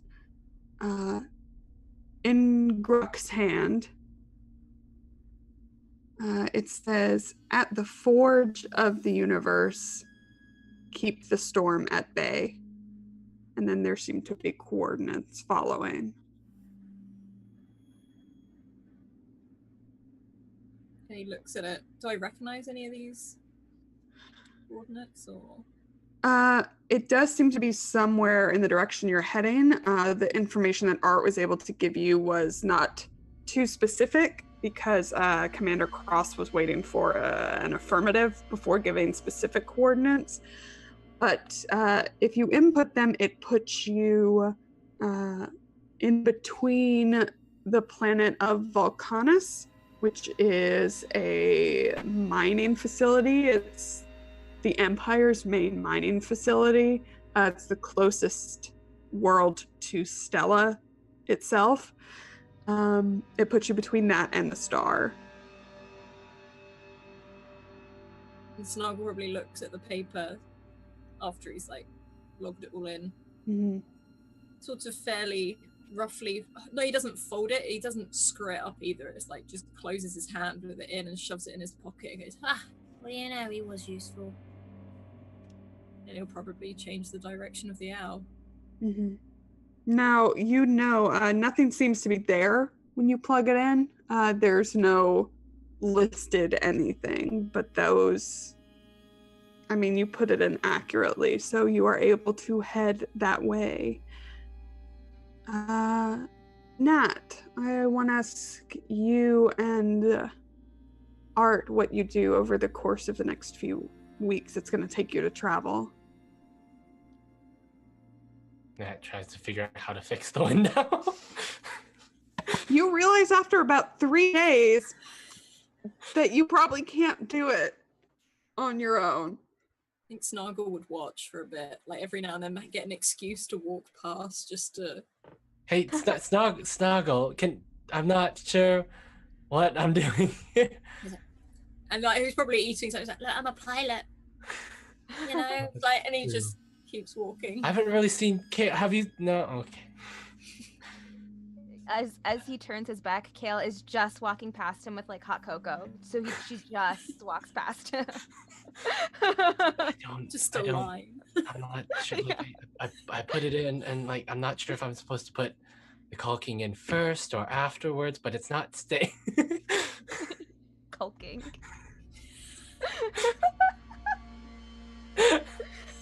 Space gel. I don't know. Definitely space gel. Yeah. All right. Eventually, does somebody help this poor boy? I mean, I got a no from Snargle. I got a undecided from Kaylin. yes, I'll help him, but it's like I'm gonna help him with my words and not my Labor. labor. Yeah. Yes. Not like supremely dirty after all of this. Just like there's just way too much grease than really should be necessary. There shouldn't be any grease necessary. Yeah, I right. think that's your problem. Everyone knows the age-old saying, you know, if you show a man to cock, but if you teach him how to cock, you make a cocksman out of him. Wow, that's For life. that's maybe too much cock for That's one just a saying, sentence. I'm not, is there ever such a thing? But Okay. I think So eventually we get it. Yeah. God, I Um, kind of want to make you roll for it, but I'm just gonna say that with Kaylin's help, you fix it. You think. it does not look as good as the other No, windows. it's definitely like It's see a- places where it's fitted in awkwardly. It's a feature. If someone needs to smash through the glass quickly again, they Yep. can just maybe rip it out. Yep. Or if we needed to come in through from the outside, you might be able to just kick it in. It's a feature. just Mm-hmm. touch it, right? Exactly. In the middle of the night after it's finished, Oh, no. Vance will climb up there and fix it and make sure it's Oh, done correctly. so like if you had to go into the depths, you wouldn't all die. Great. Right. That's good. That's I'm pleased. All right, and that's what Nat spends. Anything else he there's spends there's time that, on? and then I think he spends some time composing the next act of his song. Mhm. I think he spends a lot of time annoying Snargle. Sure. Like trying to like at least observe Snargle and maybe learn something about flying by observing Snargle. He'll give him really random jobs. Just like when it gets tricky, just give him. He won't let him sit in the seat, but he'll find a really comfy stool or something to pull up next to him, and probably tell him to watch the blinking light. You know, tell him how many blinks per minute, just for safety reasons. And it's probably like aircon or something. Mhm. And art.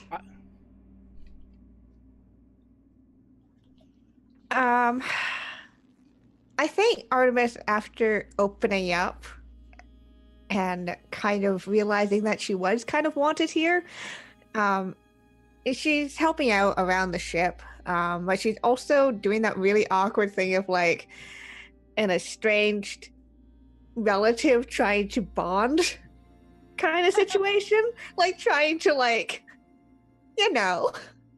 help out or have casual conversation, which unfortunately Artemis has never been very good at because all of her life has been either you are completely distant or you're very close.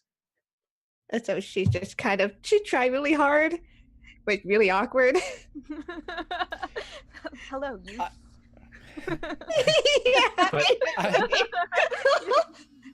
Okay, I have a question. Yeah. Tommy, when Nat is practicing, I'm assuming because the owl's not that big, we could probably hear him playing, correct? At least running through. And there's a couple places like I think he spends a decent amount of time composing in the engine room. Like he really likes the engine room. Occasionally in the bedroom, sometimes in the mess hall, but usually in the engine room. Okay, so Kiana, if you will, Vance had been noticing the effort by the passenger to try to help out. And when he would come down the evening that he fixes the window so we don't all die if we have to go down the purple, let's do this. And if there's the sound of music coming from the engine room, and he's in the mess hall. Without saying anything, he would walk over to Art, snap a bow, and offer his hand.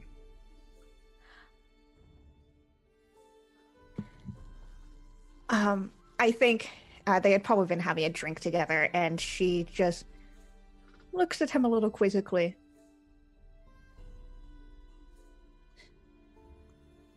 Captain, are you asking me for a dance? Would you do me the honor?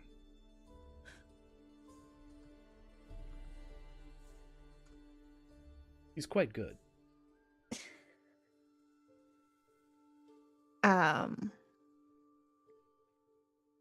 I think our Artemis will just. I'm not very trained, but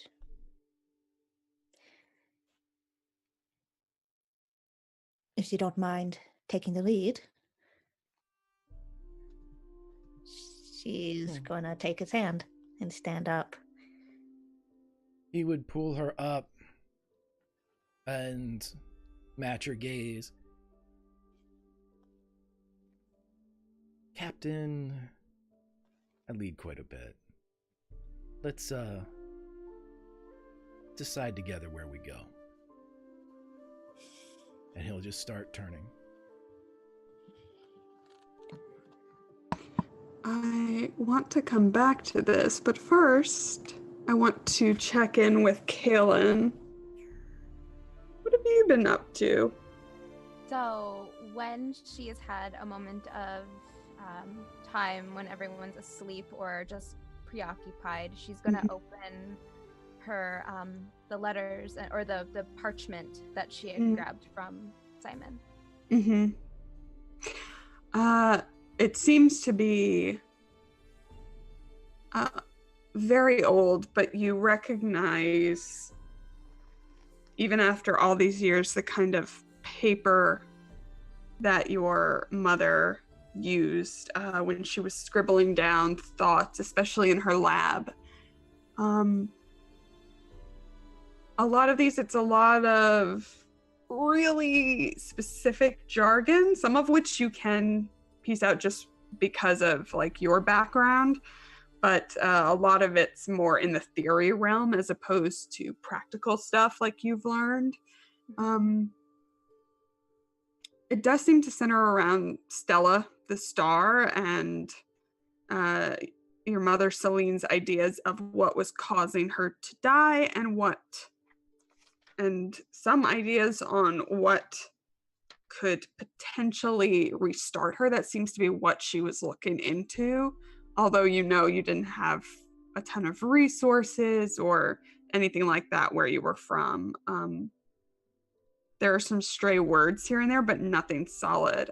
There is a section, musings about Stella's possible sentience, and that goes down like a whole other route. Kind of different accounts of people who have said that they've heard her in the past. Like some of these are very old, like picked out from books.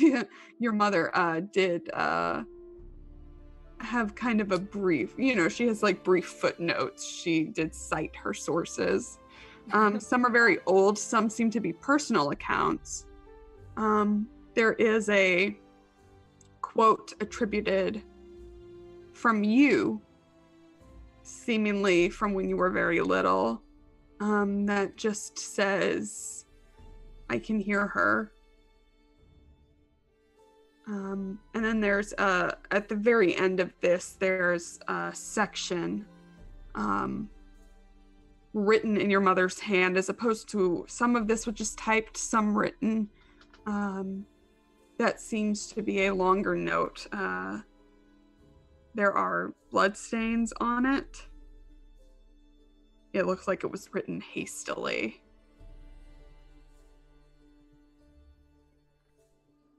And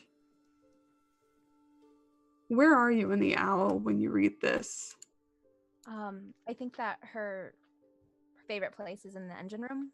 Mhm. So she's kind of using, like, she's reading it under the light of the glowing engine. Yeah. Some of it is you can't really make it out. You do read the beginning of it. Dearest Kaylin, I'm so sorry for how you're finding this out. I didn't think she'd find us all the way out here. I had to get you away. I tried to raise you like my own, and then there's a large section that's missing. I'm sorry to say this, but stay away from her. You can love someone and hate them, I think, but I want you to be safe above everything. I don't know if your mother's looking for you, and I can't say for certain what she'd do if she recognized you, but don't give her the chance. If you hear of someone called Cross, you run the other way as fast as you can. I love you, Kaylin.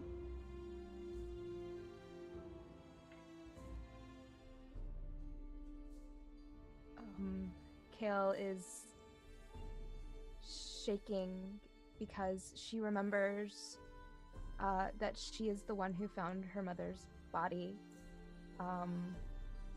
She found her slumped over, and it was when their town was being attacked, so she couldn't react or do anything, grab anything. She just remembers trying to shake her awake and seeing her mother's blood on her hands and running towards the owl. And she drops the letter.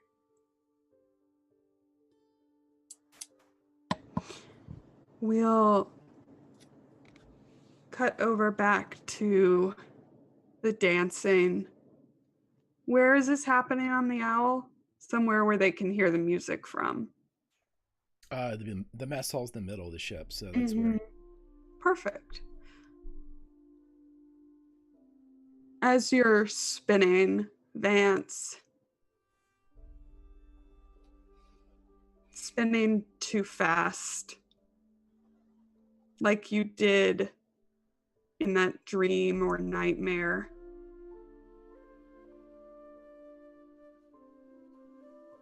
You could swear, and this could be just the spinning, it could be nothing, but you could swear you see that ballet slipper floating mid-air in the doorway of the mess hall.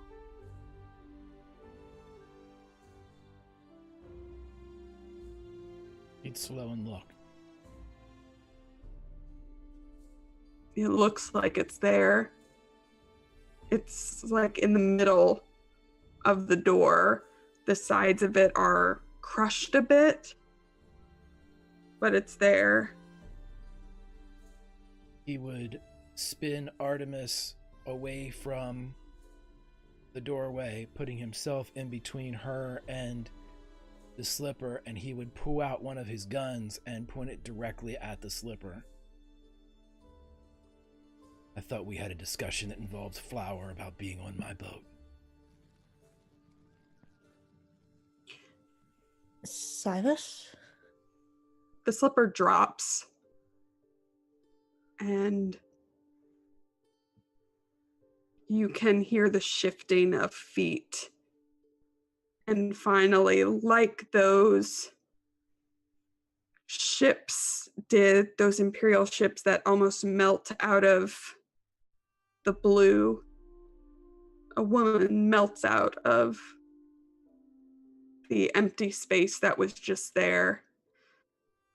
A young woman with blonde hair tossed back in a braid, wild blue eyes that are tinged red with crying, in an Imperial uniform, as she also holds a gun at her father.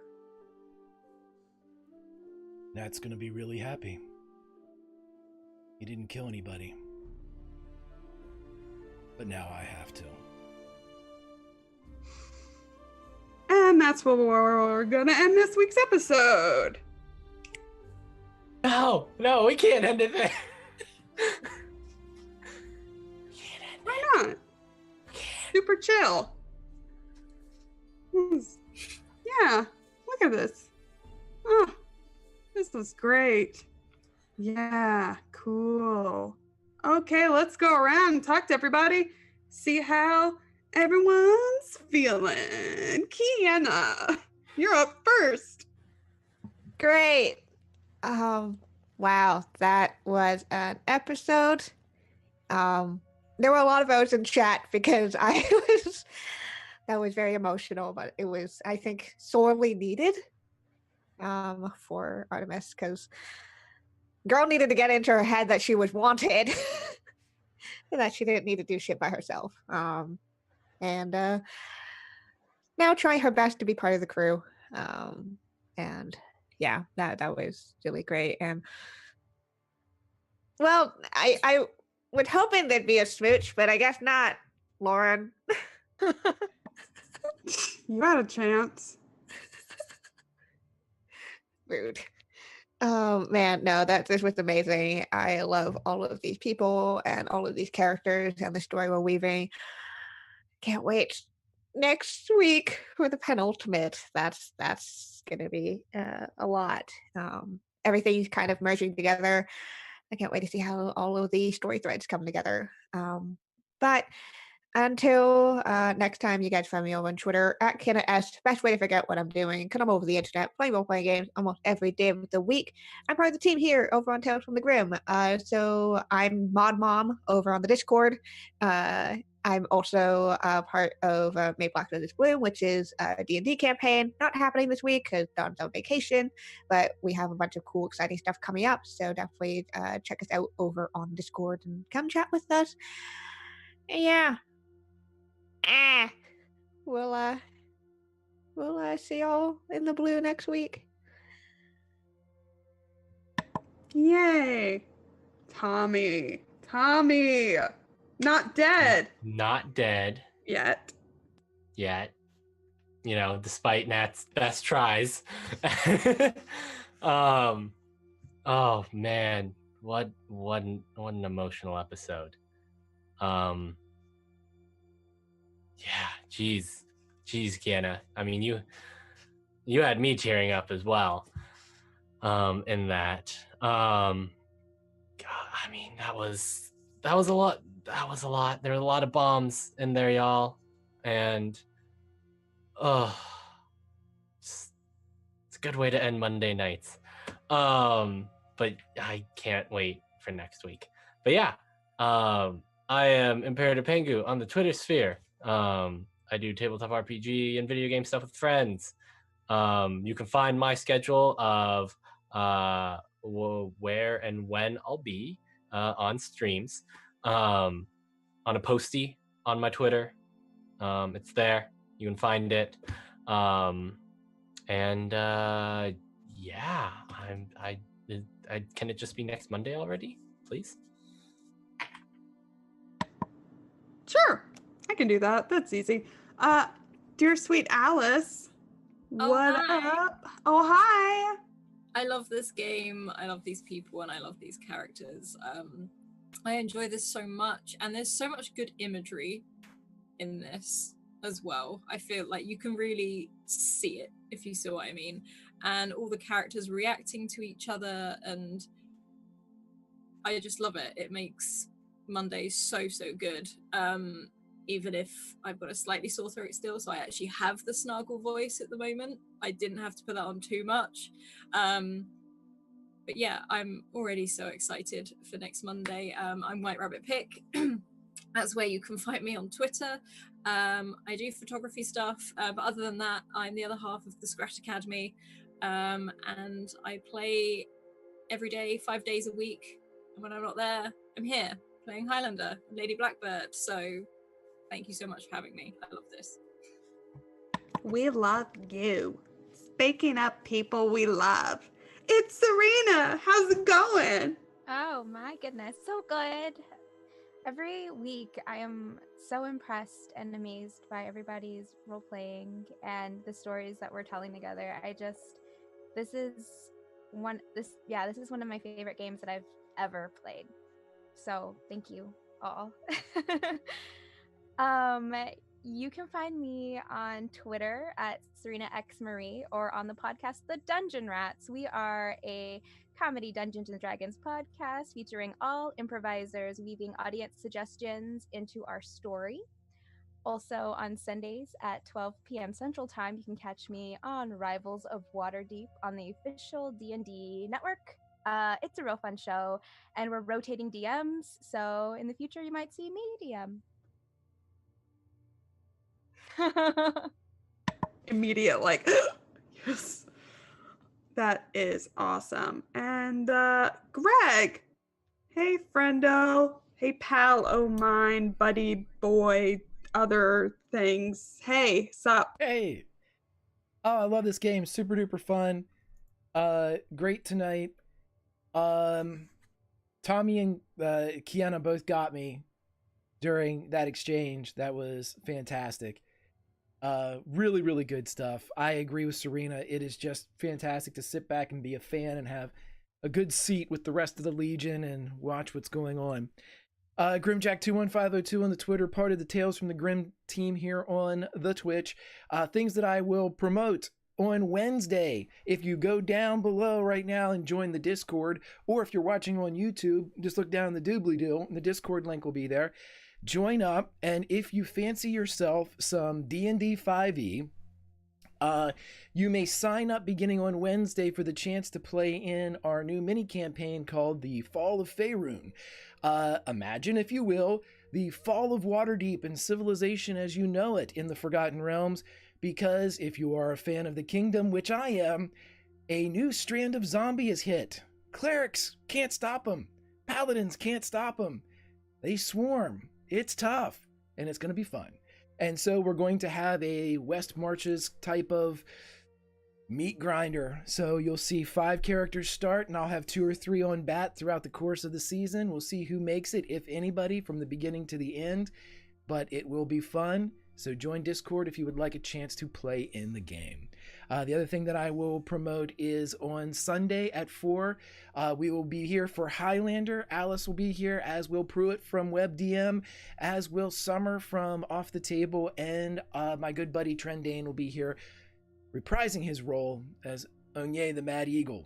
And I think there will be blood, and we'll see if 4 become 3 or even 2. But that's all I have. Legion, thank you for being fantastic, hanging out for this fantastic game that Lauren is weaving, and I will hand it back over to her. Alrighty. I am Lauren. I know my name. I know things. I'm That Salty Ginger over on Twitter, part of the team here at Tales from the Grim. I play games around the internet with my friends over at the Scraticus Academy and on Off the Table, both twice a week, as we're gearing up for finales on a lot of those. Good. Half of Salty Sweet Games with my best friend Kiana. I do things. Things are what I do. I have been your navigator for this evening's adventure. We have 2 more episodes. That's it. 2. It's gonna be fine. It's gonna be, everybody looks like they're not panicking. I got some head shakes. I got some pouts. Yeah, okay, good. Oh, yeah, I got some unwarranted confidence from Greg. That's how I like to end my evenings. Alrighty, that's it for me. Greg, let's go raid the Scraticus Academy. Yeah, I was just going to say, we're on our way to Scrat. Put everybody, when you are rallying raid cry will be feels tonight when we hit. Let's just raid with the feels. Hit them with the feels and cacaw as the go-to. And as the campfire dies down, there's only one thing left to say. You can't always roll nat 20s, but you can always roll play. We'll see you later, friends.